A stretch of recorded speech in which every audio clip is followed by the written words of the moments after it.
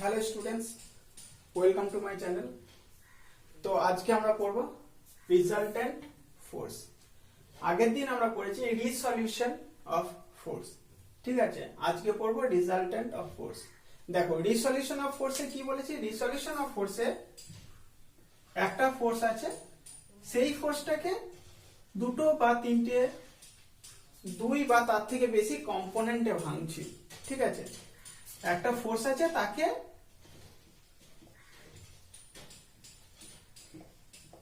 কম্পোনেন্টে ভাঙছি, এখানে দুটো কম্পোনেন্টে ভেঙেছি, এটা হচ্ছে রিসলিউশন। রিজাল্ট্যান্ট ফোর্সটা কি? রিজাল্ট্যান্ট ফোর্স হচ্ছে দুটো ফোর্স আছে,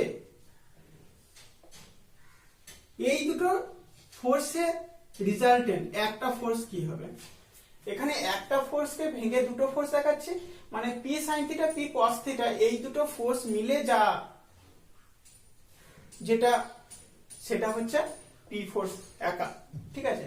এখানে কি, এখানে হচ্ছে যে আমার এই পি কিউব দুটো ফোর্স আছে, রিজাল্টেন্ট আর, মানে পি কিউ কে যদি তুলে দিয়ে আমি আর ফোর্সটা অ্যাপ্লাই করি তাহলে সেম পরিমাণ ফোর্স হবে, ঠিক আছে। পি এবং কিউ কোনো অবজেক্টের উপর যদি পি এবং কিউ ফোর্স অ্যাপ্লাই হয় এবং সেই পি এন্ড কিউ কে যদি আর দিয়ে রিপ্লেসমেন্ট করে সেম পরিমাণ কার্য হয়, ঠিক আছে, তাহলে এই আরটাকে বলবো রিজাল্ট্যান্ট ফোর্স, ঠিক আছে। মানে পি এন্ড কিউ দুটো ফোর্সকে রিপ্লেস করছি একটা ফোর্স দিয়ে, সেটা হচ্ছে রিজাল্ট্যান্ট। তার মানে বুঝতে পেরেছো, এটার অপোজিট এটা, ঠিক আছে। তাহলে আমরা রিজাল্ট্যান্ট ফোর্স কিভাবে ক্যালকুলেট করব, রিসলিউশন ফোর্স কিভাবে ক্যালকুলেট করব আগের ভিডিওতে আলোচনা করেছি। তো এখানে আমরা কিভাবে রিজাল্ট্যান্ট ফোর্সকে ক্যালকুলেট করব সেটা আলোচনা করব। রিজাল্টিং ফোর্স ক্যালকুলেট করার জন্য আমাদের দুটো প্রসিডিওর, দুটো মেথড আমরা ফলো করতে পারি। একটা হচ্ছে অ্যানালাইটিক্যাল মেথড, সেকেন্ড ওয়ান হচ্ছে গ্রাফিক্যাল মেথড।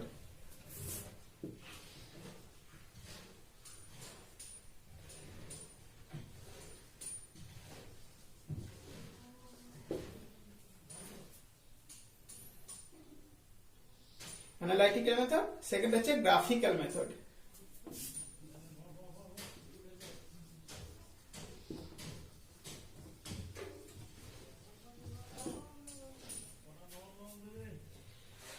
তো এই দুটো মেথডে আমরা রিজাল্ট্যান্ট ফোর্স ক্যালকুলেট করতে পারি। তো আমরা যেটা করব সেটা হচ্ছে আমাদের সিলেবাসের মধ্যে যেটা আছে সেটা হচ্ছে অ্যানালাইটিক্যাল মেথডে রিজাল্ট্যান্ট ফোর্স ক্যালকুলেশন, অ্যানালাইটিক্যাল মেথড। তো অ্যানালাইটিক্যাল মেথডে রিজাল্ট্যান্ট ফোর্স ক্যালকুলেট করতে গেলে আমাদের কিছু ফর্মুলা বা কিছু থিওরাম লাগবে। তো সেই থিওরাম গুলো হচ্ছে, একটা হচ্ছে triangle law of force, second one হচ্ছে polygon law of force, third হচ্ছে প্যারালোগ্রাম ল অফ ফোর্স, 4 নম্বর হচ্ছে মেথড অফ ডিসলিউশন। তাহলে আমরা এই চারটে প্রসিডিওরে রিজাল্ট্যান্ট ফোর্স ক্যালকুলেট করতে পারি, ঠিক আছে। তাহলে 1 নম্বর হচ্ছে ট্রায়াঙ্গেল, দেখা যাক।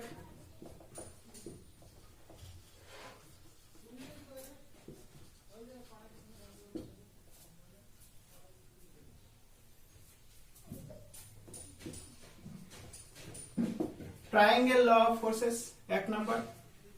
আমি আর একসঙ্গে লিখছি না, আমি একটা একটা করে লিখছি আর একটা একটা করে ডেসক্রাইব করছি, ঠিক আছে। Triangle law of forces. Triangle law of forces কি? যদি আমার কোনো অবজেক্টের ওপর দুটো ফোর্স অ্যাপ্লাই হয় পি এন্ড কিউ, ঠিক আছে, তাহলে পি এন্ড কিউ দুটো ফোর্স যদি কোনো একটা অবজেক্টের ওপর অ্যাপ্লাই হয় তাহলে আমরা তার রিজাল্ট্যান্ট কি করে বের করব? By or using triangle law of forces। তখন হচ্ছে আমার একটা ফোর্স, ঠিক আছে, পি ফোর্স, পি ফোর্সটা যেখানে শেষ হলো সেখান থেকে আমরা কিউ ফোর্স কে ড্র করব। দেখো পি কিউ, এটা যদি আমরা ক্লোজ ট্রায়াঙ্গেল করি তাহলে এটা হচ্ছে আমার রিজাল্টেন্ট ফোর্স, ঠিক আছে। তাহলে পি ফোর্স রাখলাম, কিউ ফোর্স রাখলাম, এইটা যদি থিটা ডিগ্রি হয় তাহলে এটা কত হবে থিটা, এটা যদি থিটা হয় এটা হবে থিটা, আর পি এর সঙ্গে আমার আর এর অ্যাঙ্গেল হচ্ছে আলফা। ঠিক আছে, তাহলে এটা হচ্ছে আমার ট্রায়াঙ্গেল ল। ট্রায়াঙ্গেল লয়ে আমরা এইভাবে সলিউশন করতে পারি। ঠিক আছে, এরপর হচ্ছে প্যারালোগ্রাম ল।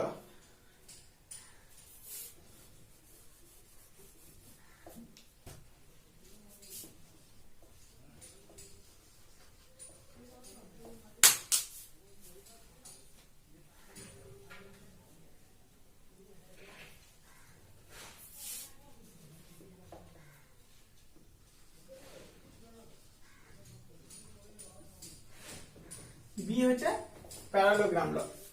এখানে কি, এখানে সামান্তরিক, বুঝতেই পারছো প্যারালোগ্রাম মানে সামান্তরিক ল। সামান্তরিক ল কিভাবে, এই যে দুটো ফোর্স আছে, ঠিক আছে, এই দুটো ফোর্সকে আমি কিভাবে রিজাল্টেন্ট, এই দুটো ফোর্সের সামান্তরিক সূত্র প্যারালোগ্রাম ল দিয়ে কিভাবে রিজাল্টেন্ট ড্র করব। এই পি ফোর্স, এই হচ্ছে কিউ ফোর্স। ঠিক আছে, এটা হচ্ছে পি, এটা হচ্ছে কিউ। তো এটা আমার একটা সামান্তরিক প্যারালোগ্রাম ড্র করলাম। ঠিক আছে, পি ফোর্স কিউ ফোর্স। তো এখন এই ডায়াগোনালটা হচ্ছে আমার রিজাল্টেন্ট ফোর্স। ঠিক আছে, এটা যদি আমার থিটা হয় তাহলে এখানে আমি দেখাতে পারি এটা থিটা, এটা আলফা। ঠিক আছে, দেখো আমার ট্রায়াঙ্গেল আর প্যারালোগ্রাম লয়ের মধ্যে কিছু ডিফারেন্স নেই। প্যারালোগ্রাম লতে আমার কি বলছে, ডায়াগোনালটা রিজাল্টেন্ট, আর ট্রায়াঙ্গেলে বলছে ক্লোজ, মানে যে বাহুটা দিয়ে ক্লোজ হচ্ছে ট্রায়াঙ্গেলটা, সেই বাহুটাই হচ্ছে আমার রিজাল্টেন্ট। দেখো এই পি ফোর্সটা এখানে আছে, কিউটা এখানে ছিল, সেই কিউটা ট্রায়াঙ্গেলে কি করেছি, এখানে ড্র করেছি। বুঝতে পারলে? আর এখানে কিউটাকে এখানে রেখেছি, দিয়ে একটা সামান্তরিক ড্র করেছি। ঠিক আছে, দুটো একই রকম।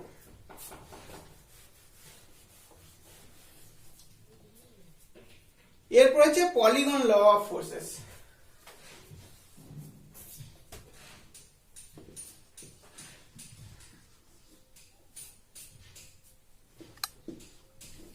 পলিগন ল অফ ফোর্সেস মানে অনেকগুলো ফোর্স আছে, সেক্ষেত্রে আমি কিভাবে রিজাল্টেন্ট ক্যালকুলেট করব। ফোর্সগুলো সব পরপর বসাতে থাকবো। ঠিক আছে,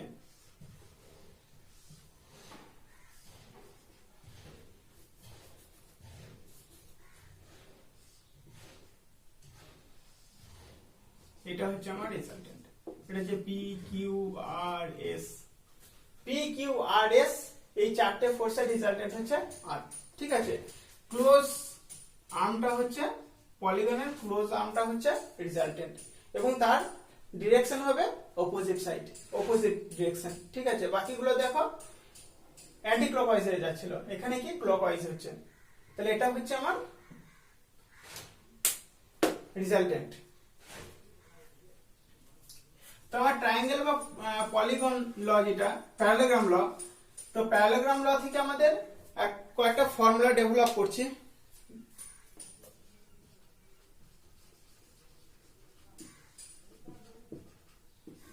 সেটা হচ্ছে রিজাল্টেন্ট ফোর্স হবে R equals to root over p square plus q square plus 2pq cos theta, 2pq cos theta, and alpha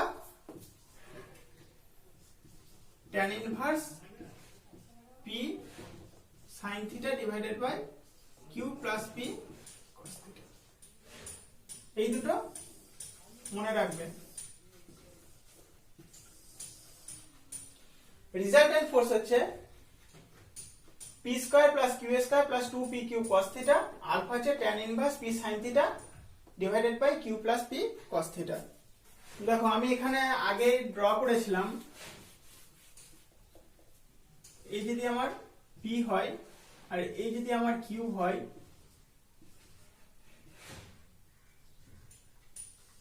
এইটা হচ্ছে r, এই r হচ্ছে root over p square plus q square plus 2pq cos theta, এটা হচ্ছে alpha, এটা হচ্ছে theta.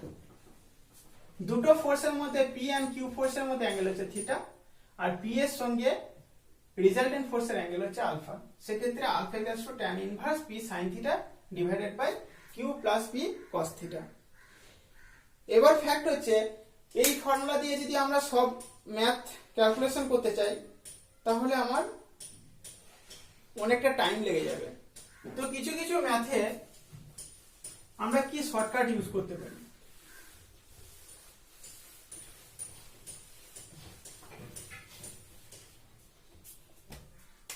Special case,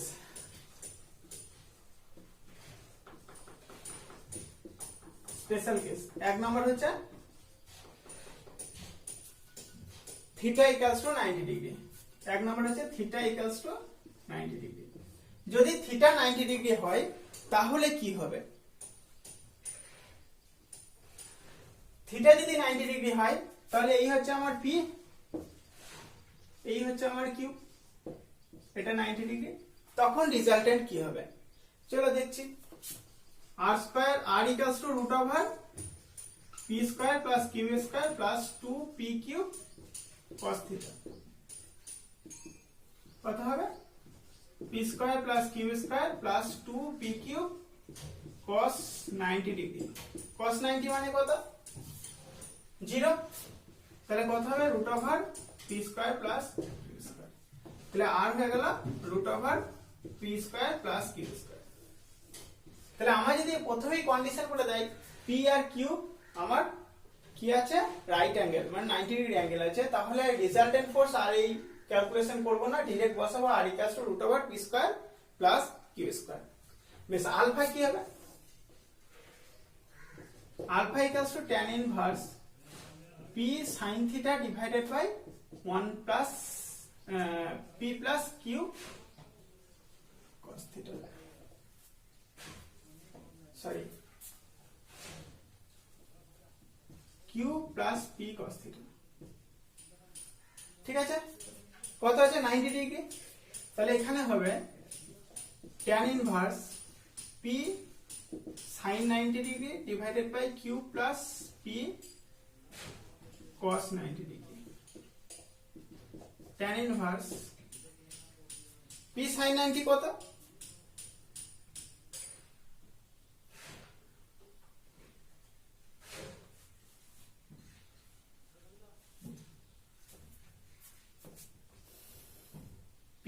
sin 90 হচ্ছে 1, তাহলে sin 90 যদি 1 হয় তাহলে কি হবে? p divided by q plus 0 cos 90 0, তাহলে cos 90 0 হলে এই জায়গাটা 0 হয়ে গেল, তাহলে কি হলো? tan ইনভার্স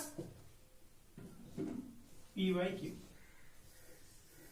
তাহলে আমার alpha equals to tan inverse p by q। তাহলে আমি এই ফর্মুলা ইউজ করব না। আমার যদি রাইট অ্যাঙ্গেলে থাকে তাহলে কি করব? Alpha equals to tan inverse p by q। তো এটা হলো একটা স্পেশাল কেস। 2 নাম্বার হচ্ছে যদি p ইকুয়ালস টু q হয় আর অ্যাঙ্গেল যদি থিটাই থাকে তখন কি হবে? p ইকুয়ালস টু q যদি হয়,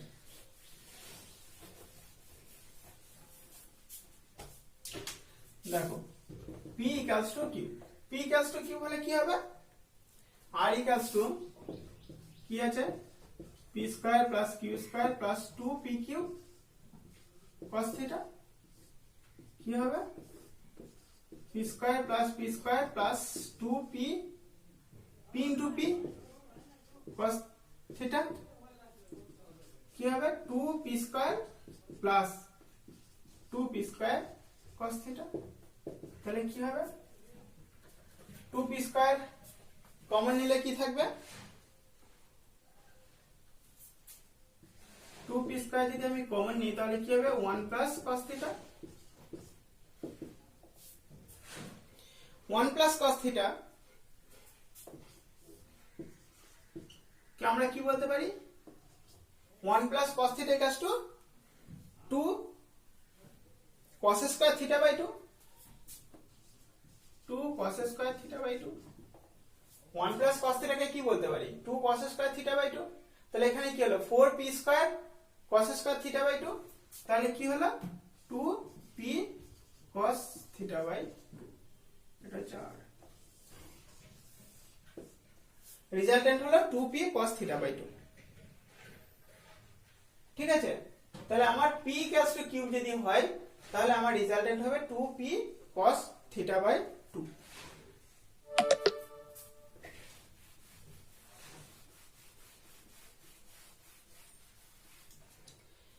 এবার চলে আসে alpha.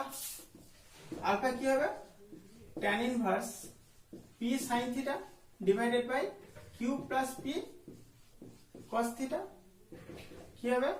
tan inverse p equals to cube, তাহলে এখানে p sin theta divided by p plus p cos theta. tan inverse p sin theta divided by p common গেল 1 plus cos theta. p p কেটে গেল, তাহলে alpha equals to tan inverse sin theta divided by 1 plus cos theta.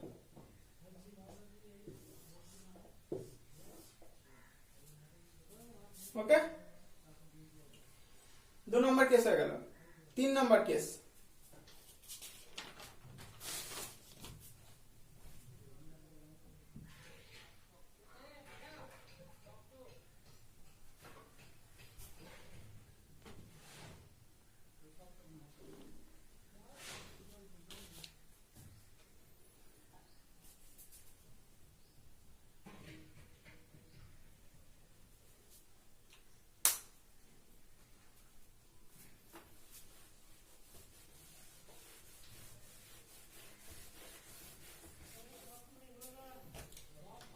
তিন number হচ্ছে theta equals to 180 degree. Theta equals to 180 degree. Theta যদি 180 degree হয় তাহলে কি হবে? r equals to root over p square plus q square plus 2pq cos 180 degree cos theta cos 180 degree. তাহলে এখানে কি হবে? p square plus q square minus cos 180 মানে মাইনাস 1, cos 180 মানে মাইনাস 1, তাহলে কি হবে? Minus 2pq, p minus q এর স্কয়ার, তাহলে r হচ্ছে p মাইনাস q। ঠিক আছে, দেখো থিটা যদি 180 ডিগ্রি হয় তাহলে r হচ্ছে p minus q, simply p minus q। Angle কি হবে?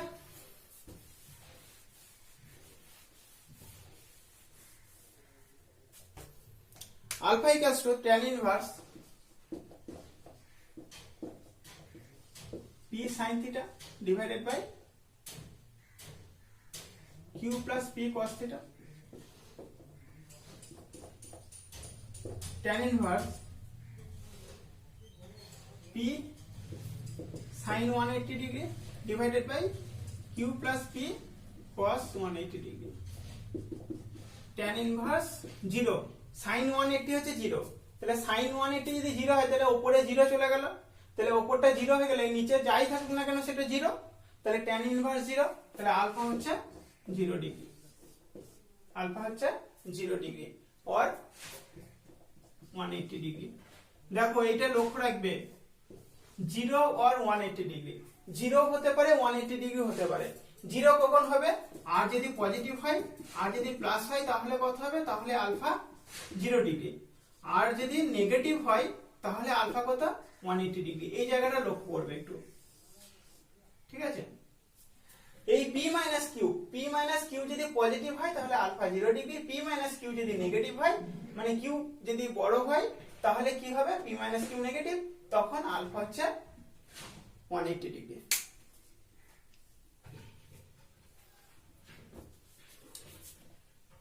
চার নাম্বার হচ্ছে theta equals to 0 degree.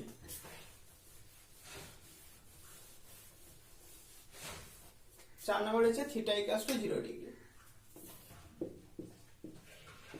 r equals to root over p square plus q square plus 2pq cos 0, তাহলে কত হবে? cos 0 1, cos 0 1, তাহলে এখানে কি হবে? p square plus q square plus 2pq, p plus q square আর হচ্ছে p plus q। Angle কত হবে alpha equals to tan inverse sin theta q plus P cos theta, এটা কত 0 ডিগ্রি, এটা কত 0 ডিগ্রি, sin 0 0, তাহলে এখানেও আলফা ইকুয়ালস টু 0, এখানে 180 হবে না, এখানে 0, আলফা ইকুয়ালস টু 0 0 ডিগ্রি। দেখো চারটে কেস বললাম। এবার তোমাকে ম্যাথ যেগুলো আসবে, যেহেতু এমসিকিউ কোশ্চেন থাকবে এবং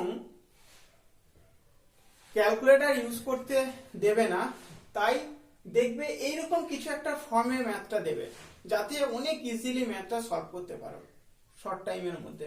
ঠিক আছে, তাহলে এটাকে আমরা যদি জিস্ট করি তাহলে আমাদের কি আসবে, চলো এটা জিস্ট করে নি টোটালটা।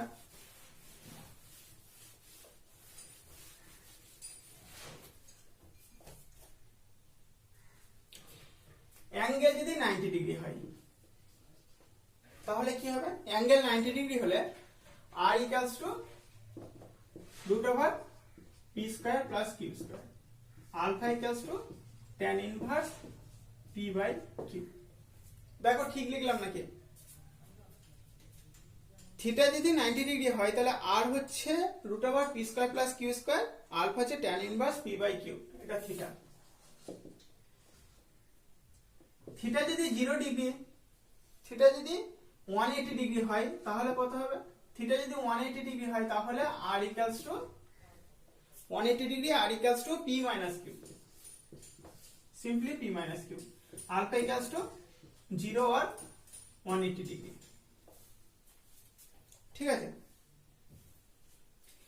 থিটা যদি 0 ডিগ্রি হয় তাহলে কত, r equals to p plus q, alpha equals to 0 degree. আর p ইকুয়ালস টু q যদি হয় তাহলে কি হবে, তাহলে আমার হবে r equals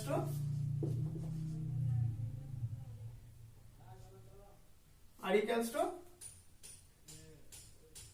2p cos theta by 2, 2p cos theta by 2, alpha হচ্ছে r হচ্ছে 2p cos theta by 2, alpha হচ্ছে tan inverse sin theta divided by 1 plus theta, alpha হচ্ছে tan inverse sin theta divided by 1 plus cos theta. এই হলো আমার gist.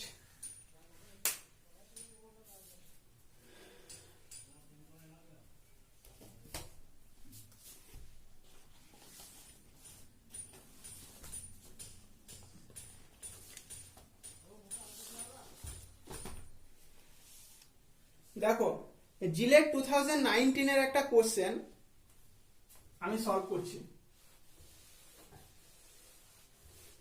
তোমরাও আমার সঙ্গে সলভ করো দেখি।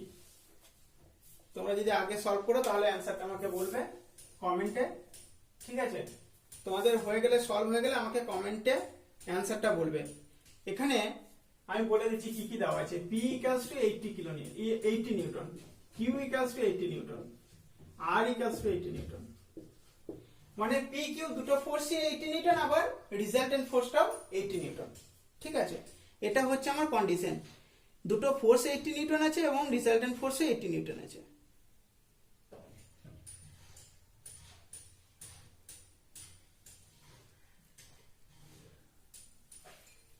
এবার p আর r এর মধ্যে আমার অ্যাঙ্গেল বলছে কত, এটা ধরো p, এটা ধরো q। ঠিক আছে, এটা ধরো রিজাল্টেন্ট, p equals two 80, q equals to 80 Newton, r equals two 80 Newton. এই অ্যাঙ্গেলটা কত, আলফা চেয়েছে আমার কাছে, আলফা চেয়েছে, p দিয়েছে, q দিয়েছে, r দিয়েছে, আলফা চেয়েছে। আলফা কি করে বের করবে, আলফা হচ্ছে এখানে দেখো p ইকুয়ালস টু q আছে, তাহলে স্পেশাল কেসে p ইকুয়ালস টু q এ চলে যাও, স্পেশাল কেসে p ইকুয়ালস টু q এ চলে যাও। p ইকুয়ালস টু q এ কি আছে, আলফা হচ্ছে tan inverse sin theta divided by 1 plus cos theta. তাহলে থিটা লাগবে, আলফা ক্যালকুলেট করতে গেলে থিটা লাগবে। তাহলে থিটাটা আমার রিজাল্টেন্ট ফোর্স থেকে আসবে। দেখো এই ফর্মুলায় resultant force R equals to 2p cos theta by 2। দেখো ঠিক লিখলাম কিনা। p ইকুয়ালস টু q যদি হয় তাহলে রিজাল্টেন্ট হচ্ছে 2p cos থিটা বাই 2। তাহলে এটা ক্যালকুলেট করো। 2p p হচ্ছে 80, এখানে r হচ্ছে 80 ইনটু cos থিটা বাই 2। 80 80 কেটে গেল। তাহলে এখানে কি বলতে পারি 1/2 equals to cos theta by 2। তাহলে এখানে হচ্ছে theta by 2 equals to cos inverse half means 60 degree. cos 60 half, তো তাহলে cos 60 যদি হাফ হয় তাহলে cos ইনভার্স হাফ হচ্ছে 60 ডিগ্রি। তাহলে থিটা হচ্ছে, এখান থেকে আমি কি পাচ্ছি, theta equals two 60 into 2 120 degree. Theta হলো 120 ডিগ্রি। তাহলে আমার এই যে থিটা হচ্ছে 120 ডিগ্রি এটা। এবার আলফা বের করতে হবে। থিটা পেয়ে গেছে, তাহলে আলফা কি করে ক্যালকুলেট করব? চলো আলফার ফর্মুলাটা ইউজ করি। Alpha equals to tan inverse কত ছিল, sin theta divided by 1 plus cos theta. sin theta divided by 1 plus cos theta. তাহলে কি হবে tan inverse sin 120 degree divided by 1 plus cos 120 degree. করো ক্যালকুলেশন কত হবে?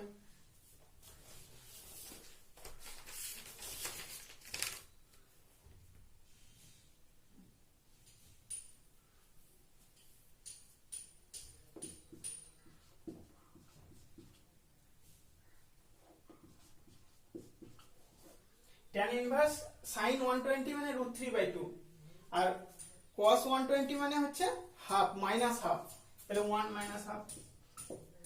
চলো এই ক্যালকুলেশনটা আমি উপরে আবার করছি, এখানটা করছি। tan ইনভার্স √3/2 ইনটু 2, এটা 1 মাইনাস হাফ মানে কি, হাফ 1 মাইনাস হাফ তার মানে হাফ। তাহলে হাফকে যদি আমি এখানে নিচে ছিল উপরে যদি নিয়ে যাই তাহলে কি হবে 2 ইনটু 2 হবে। দেখো আরেকটা স্টেপ যদি করি, tan inverse √3/2 divided by half, তাহলে এই 2 2 কাটবে, তাহলে কি হবে tan inverse √3 alpha equals two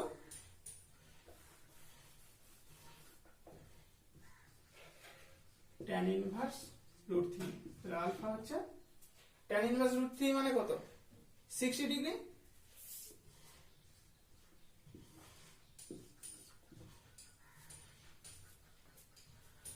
দেখো অ্যানসার চলে এসেছে। অ্যানসার ছিল কত, 75 ডিগ্রি, 60 ডিগ্রি, 15 ডিগ্রি, 55 ডিগ্রি। আমাদের অ্যানসার হচ্ছে 60 ডিগ্রি। অ্যানসারগুলো দেখো ছিল 75, 60, 15, 55। আমাদের অ্যানসার এসেছে 60, মানে বি রাইট অ্যানসার। তো এরকম ধরনের কোশ্চেন পড়বে। এটা যদি আমার যদি তোমার কনসেপ্টটা ক্লিয়ার থাকে তাহলে আরো তাড়াতাড়ি ম্যাথটা কমপ্লিট করতে পারবে। ঠিক আছে, ওকে, থ্যাংক ইউ।